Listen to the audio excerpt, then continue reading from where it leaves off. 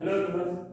NPU के अंदर आज हम बात करेंगे कुछ एक्स्ट्रा एक्सपेंसेस की और इनकम्स की और उनकी अकाउंटिंग हम कैसे करेंगे, कैसे उनके वर्किंग नोट्स बनाएंगे और इनकम एंड एक्सपेंडिचर अकाउंट में कितना बैलेंस ट्रांसफर किया जाएगा एक्सपेंस का, जिस एक्सपेंस की हम बात करेंगे, और किसी इनकम की। ठीक है, मैं आपको ये एग्जांपल लेके समझाऊंगा। जैसे किसी भी एक्सपेंस के केस में, इनकम एंड एक्सपेंडिचर अकाउंट पर डेबिट साइड पर एक्सपेंडिचर दिखाया जाता है ड्यूरिंग द ईयर, जितना एक्सपेंडिचर होना चाहिए वो चीज। ठीक है, जैसे एक एग्जांपल ले लेते हैं सैलरीज का। तो एक एनपीओ एक साल के अंदर ड्यूरिंग द ईयर जितना सैलरी उसका एक्रूवल बेसिस पर जितनी सैलरी पे करनी है उसे, उतना वो as an expense income and expenditure account में शो करेगा। ठीक है, अब रिसीट एंड पेमेंट अकाउंट क्या होता है? Receipt and payment account basically cash basis पे बनता है। ठीक है, तो उसके अंदर तो आपको दिया क्या होगा कि टोटल कैश कितना पेड है। अब चाहे वो इस ईयर से बिलोंग करता हो चाहे इस ईयर से ना बिलोंग करता हो, लेकिन income and expenditure account accrual basis पे बनता है और उसके अंदर सिर्फ और सिर्फ इस साल से रिलेट होने वाली एक्सपेंस और इस साल से रिलेट होने वाली इनकम ही शो की जाती है। ठीक है, तो सैलरीज के केस में आपके पास एक एग्जांपल लेते हैं और सैलरीज में आपको लिखा हुआ है, सैलरीज में आपके पास ओपनिंग बैलेंस दिया है as at 31st March 2020 and as at 31st March 2021 closing balance. उसके अंदर आपको प्रीपेड सैलरी, आउटस्टैंडिंग सैलरी दिए हुए हैं। प्रीपेड सैलरी का opening balance and closing balance, outstanding salary का opening balance and closing balance.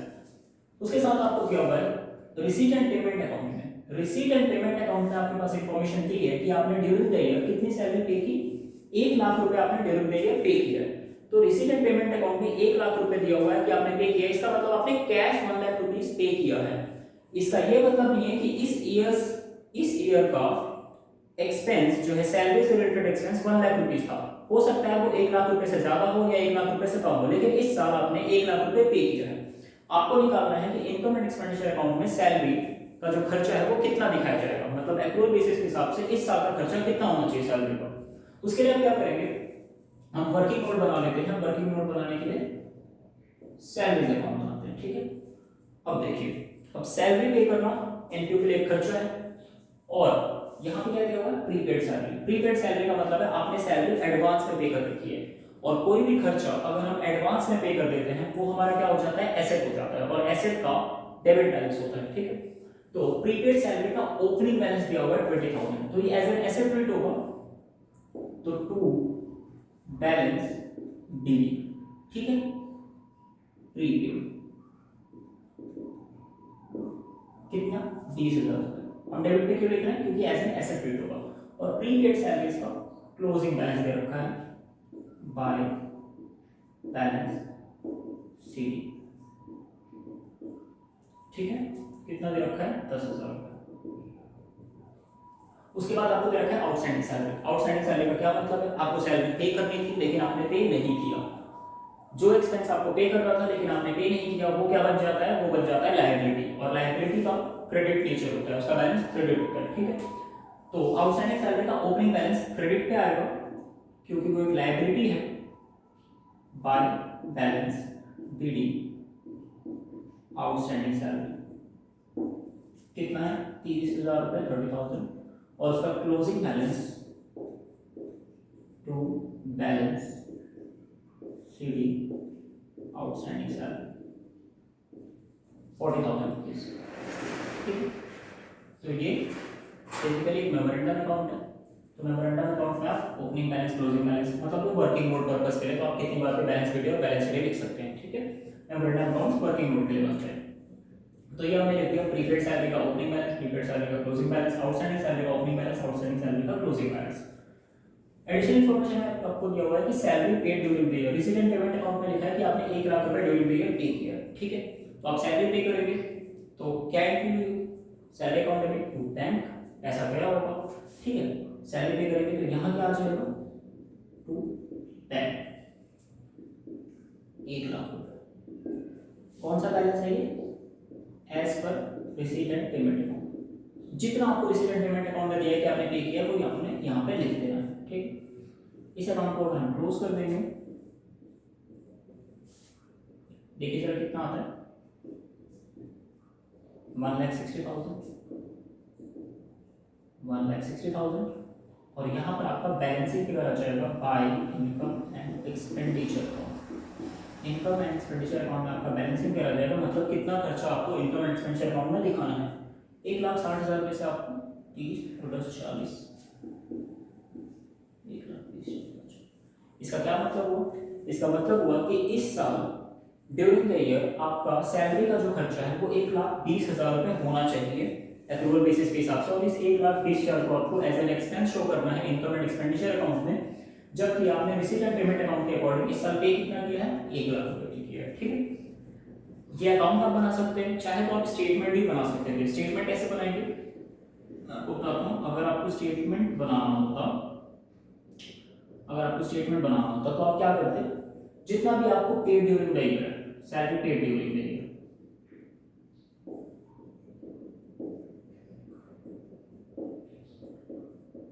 Salary paid during the year कितना है? 1 लाख रुपीज। इसमें आप दो आइटम्स को ऐड करते हो और वो करते हैं लेस। ठीक है, ऐड।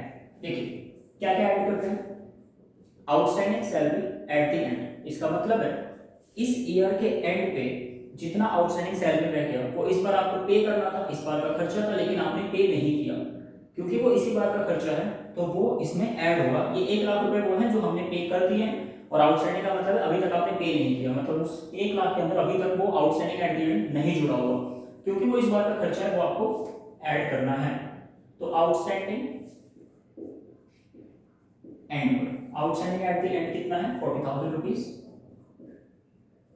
उसके बाद आपको ऐड करना होता है एडवांस बिगिनिंग का। एडवांस बिगिनिंग का, एडवांस बिगिनिंग का क्या मतलब है? पिछले साल जो सैलरी आपने एडवांस में पे कर दी थी, पिछले साल जो आपने एडवांस सैलरी पे की थी, पिछले साल के लिए वो चीज एडवांस थी, इस साल के लिए वो इस बार का खर्चा होगा। ठीक है, लेकिन वो पिछले साल ही पे हो गई थी, मतलब उस वो इस 1,00,000 के अंदर नहीं है, आपको ऐड करना पड़ेगा। एडवांस इन द बिगिनिंग, कितना advance in the beginning? 20,000 rupees. ऐसे ही आपको दो चीजें लेस करनी होती हैं, आउटस्टैंडिंग बिगिनिंग और एडवांस एंड का। आउटस्टैंडिंग इन द बिगिनिंग का क्या मतलब है? पिछले साल कोई चीज आउटस्टैंडिंग रह गई थी, पिछले साल जो सैलरी आउटस्टैंडिंग रह गई थी, आपको पिछले साल का खर्चा था वो पिछले साल पे करना था, लेकिन आपने पे नहीं किया, पिछले साल वो आउटस्टैंडिंग रह गई। ठीक है, जब आप इस बार 1,00,000 रुपए पे कर रहे थे, तो इस बार आपने उस पिछली बार की जो आउटस्टैंडिंग बैलेंस था, पिछली बार का जो आउटस्टैंडिंग था वो 30,000 था, वो पे हो गया होगा, लेकिन वो पिछले साल का खर्चा था, इस साल का खर्चा नहीं है, वो इस 1,00,000 के अंदर मिला हुआ है, आपको वो लेस करना पड़ेगा। Outstanding in the beginning 30,000 less करेंगे। और वैसे ही advance at the end, advance at the end कितना है? 10,000 रुपए। एडवांस एट द एंड का मतलब है इस साल के एंड पर 10,000 रुपए एडवांस पे कर दिया, 10,000 रुपए एडवांस पे किया, वो 10,000 अगले साल का खर्चा है, लेकिन मैंने इसी बार पे कर दिया, तो वो इस 1,00,000 के अंदर पे हो गए, जबकि वो इस बार का खर्चा नहीं है, तो उसे हम कर देंगे सब्सक्राइब। तो यहां पर आ जाएगा salaries to be shown in income and expenditure. Income and expenditure account में कितनी सैलरी शो करेंगे डेबिट साइड पे?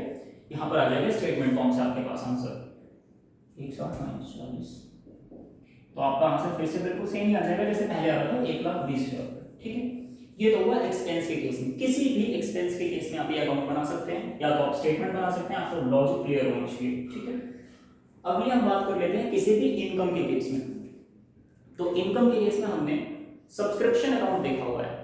सब्सक्रिप्शन अकाउंट, अब जैसा सब्सक्रिप्शन है, सब्सक्रिप्शन एनपीओ के लिए क्या होता है? इनकम होता है, वैसे ही कोई सा भी इनकम हो उसका अकाउंट बिल्कुल वैसे ही बनता है जैसे सब्सक्रिप्शन का बनता है। यहां पर मैंने दूसरा एग्जांपल लिया है लॉकर रेंट का। ठीक है, लॉकर रेंट, अब जैसा सब्सक्रिप्शन है सेम वैसे ही ये भी बनेगा। लॉकर रेंट में हम कितना लॉकर रेंट हम एज एन इनकम शो करेंगे इस साल इनकम एंड एक्सपेंडिचर अकाउंट के क्रेडिट साइड पर, कि हमें लॉकर रेंट से कितनी इनकम हुई है। ठीक है, तो उसका एक वर्किंग नोट अकाउंट बना लेंगे और देखते हैं आपको क्या क्या दिया हुआ है। Prepaid locker rent, prepaid locker rent का मतलब है वो लॉकर रेंट जो आपको एडवांस में मिल गया। अब कोई भी इनकम अगर हमें एडवांस में मिल जाती है तो वो हमारे लिए लायबिलिटी होती है, और लायबिलिटी का क्रेडिट नेचर होता है। तो उसका बैलेंस कहां से स्टार्ट होगा? क्रेडिट से। बाय बैलेंस बीडी प्रीपेड कितना है? 10,000 रुपये। और उसका क्लोजिंग बैलेंस सी डी कितना है 30,000। आगे बात कर लेते हैं आउटस्टैंडिंग का। आउटस्टैंडिंग लॉकर रेंट का मतलब है वो लॉकर रेंट जो एक एनपीओ को रिसीव होना था लेकिन नहीं हुआ। कोई इनकम अगर रिसीव होनी थी, आपने अर्न कर ली लेकिन रिसीव नहीं हुई, वो एक एसेट होती है और एसेट का डेबिट बैलेंस होता है। तो उसका बैलेंस डेबिट से स्टार्ट होगा, टू बैलेंस डीडी 40,000 रुपये और उसका closing balance by balance CD 30,000 रुपये। ये क्या है? ये है आउटस्टैंडिंग लॉकर रेंट। ठीक है, उसके बाद एडिशनल इंफॉर्मेशन में क्या दिया है? Locker rent received during the year. मतलब रिसीट एंड पेमेंट अकाउंट में आपके पास दिया हुआ है कि आपको 1 लाख रुपए इस साल आपको मिले हैं। ठीक है, अब receipt and payment account cash basis पे बनता है। आपको टोटल कैश 1 लाख रुपए मिला है लॉकर रेंट के नाम से, लेकिन उसमें से इस साल का इनकम कितना है ये हमें कैलकुलेट करना पड़ेगा।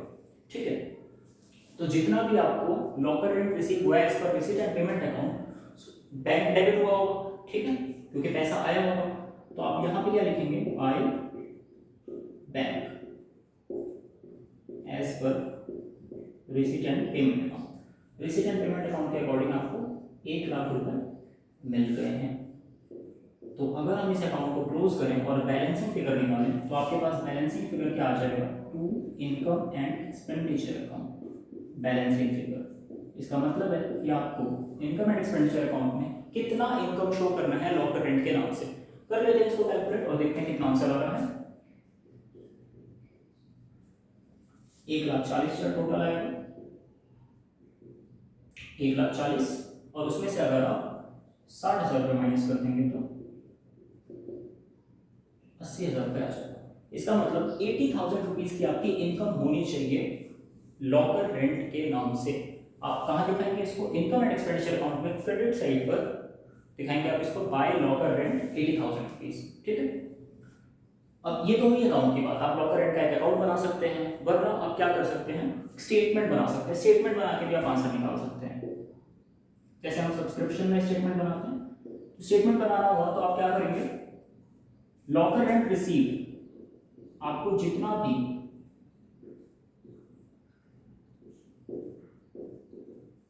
लॉकर रेंट रिसीव हुआ है ड्यूरिंग द ईयर, आप पहले वो लिख लीजिए। 1 लाख रुपीज आपको रिसीव हुआ है। ठीक है, फिर से आपको दो चीजें ऐड करनी है और दो चीजें लेस करनी है स्टेटमेंट के अंदर। बिल्कुल सब्सक्रिप्शन की तरह है, जैसा सब्सक्रिप्शन में बताया था मैंने। लॉकर रेंट दो चीजें ऐड करनी है। कौन कौन सी चीजें ऐड होती हैं? Outstanding at the and, outstanding at the and. इसी साल की इनकम थी, आउटस्टैंडिंग रह गई, हमें नहीं मिली, लेकिन वो इस साल की इनकम है। आउटस्टैंडिंग एट द एंड कितना है? 30,000 rupees. Advance in the beginning, advance in the beginning, पिछले साल आपको एडवांस मिल गई थी। पिछले साल जब एडवांस मिल गई थी तो वो इस साल के लिए इनकम होगी, और क्योंकि पिछले साल ही मिल गई थी तो वो इस बार के 1 लाख रुपए में ऐड नहीं हुई होगी, तो उसे हम ऐड कर लेंगे। Advance in the beginning 10,000 rupees, और दो चीजें लेस कर देंगे। ठीक है, दो चीजें क्या लेस करते हैं? आउटस्टैंडिंग बिगिनिंग का, आउटस्टैंडिंग बिगिनिंग मतलब जो चीज पिछले साल आपको, जो चीज आप पिछले साल आउटस्टैंडिंग रह गई थी। ठीक है, जो लॉकर रेंट, जो इनकम आपका पिछले साल आउटस्टैंडिंग रह गया था, वो लॉकर रेंट आपका यहाँ पर लेस हो जाएगा। क्यों? क्योंकि पिछले साल जो नहीं मिला वो इस 1 लाख के अंदर इस बार मिल गए होंगे। हमारी असम्पशन है कि इसमें मिल गए होंगे, लेकिन वो पिछले साल की इनकम होनी थी, इस बार की इनकम नहीं होनी थी। इस 1 लाख के अंदर ऐड हुआ पड़ा है, उसे हमें करना पड़ेगा less. Outstanding in the beginning 40,000 rupees, और वैसे ही advance at the end. Advance at the end का मतलब है इस ईयर के एंड पे लॉकर रेंट जो आपको एडवांस में मिल गई। अब इस ईयर के एंड पे जो चीज एडवांस में मिल गई, ऑब्वियसली वो अगले साल के लिए मिली है, इस साल की इनकम नहीं है, लेकिन इसी साल मिल गई तो उसे 1 लाख के अंदर ऐड हो गई, जो कि इस बार की इनकम नहीं है। हमें करना पड़ेगा subtract advance at the end, कितना है? 20,000 रुपीज। तो अगर आप ये कर लेंगे तो आपके पास क्या आ जाएगा? लॉकर रेंट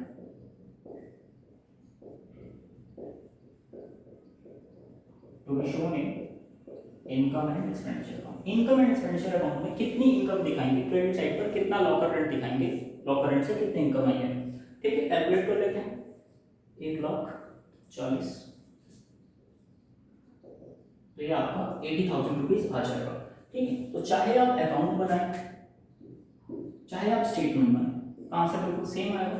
बस आपका कॉन्सेप्ट क्लियर होना चाहिए। स्टेटमेंट बनाते टाइम आपको क्या ध्यान रखना है, आपको दो चीजें ऐड करनी है और दो चीजें लेस करनी है। क्या क्या ऐड होता है, outstanding at the end, advance in the beginning, और लेस क्या होता है, outstanding in the beginning, advance at the and. ठीक है, आप जैसे भी बना लें, जैसे आपको अच्छा लगता है, जैसे आपको समझ में आता है। तो ये था सैलरीज का, मतलब किसी भी एक्सपेंस का, सैलरी तो एक एग्जांपल है, किसी भी एक्सपेंस का अकाउंट और स्टेटमेंट ऐसे बनेगा, और किसी भी इनकम का, चाहे वो सब्सक्रिप्शन हो, चाहे वो लॉकर रेंट हो, या कोई और इनकम हो, ठीक है, उसका अकाउंट और उसका वर्किंग नोट और स्टेटमेंट ऐसे बनेगा। ठीक है, और ये जो आपका आंसर आ रहा है इनकम एंड एक्सपेंडिचर में कितना जाएगा, इनकम एंड एक्सपेंडिचर में कितना जाएगा, वो कैसे करेंगे, जब आप इनकम एंड एक्सपेंडिचर अकाउंट बनाएंगे तो जितना भी आपका ये बैलेंस आ रहा है, जैसे आ रहा है आपका इनकम एंड एक्सपेंडिचर अकाउंट में 80,000 रुपये जाएगा, तो ये क्या है, ये एक इनकम है, तो इनकम साइड पे लिखा जाएगा बाय लॉकर रेंट 80,000।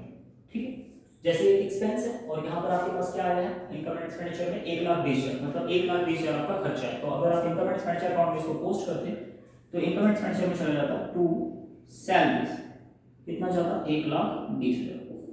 ठीक है, एक्सपेंस पे चला जाता ये बैलेंस, यहाँ पर ये बात।